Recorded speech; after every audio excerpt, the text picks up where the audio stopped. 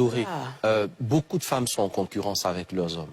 Beaucoup de femmes sont dans une logique où elles veulent prouver à cet homme-là, en fait, qu'elles aussi, elles peuvent faire ceci ou elles aussi, elles peuvent faire ça. Je précise que dans un couple, à part que ce soit un couple de gays ou un couple homo, c'est un homme et une femme.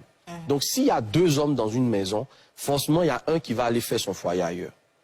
Je ne sais pas si tu comprends ce que je suis en train de dire.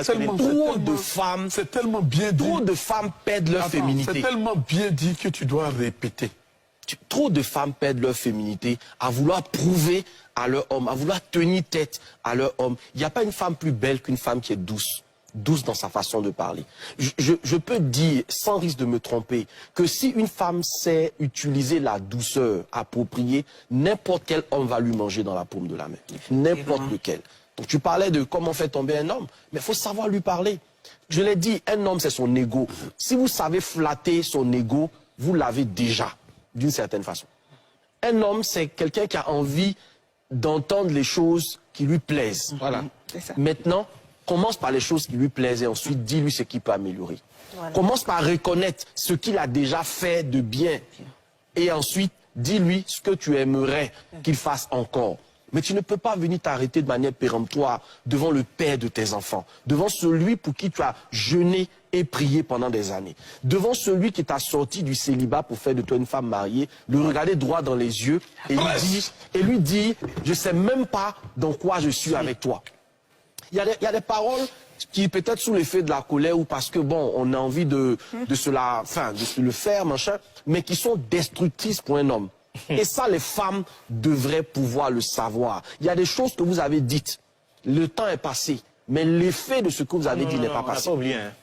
L'effet n'est pas passé. Après, vous êtes surprise que cet homme-là, dès la moindre occasion, il faut faire très attention à ce type d'homme.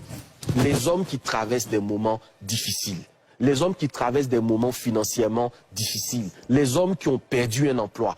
Parce que leur estime de soi a pris un coup. Et quand vous êtes une femme qui, dans cette période de la vie de couple, gérer le quotidien, apporter le pain sur la table, ça ne fait pas de vous l'homme. Ça n'enlève pas à votre homme sa culotte.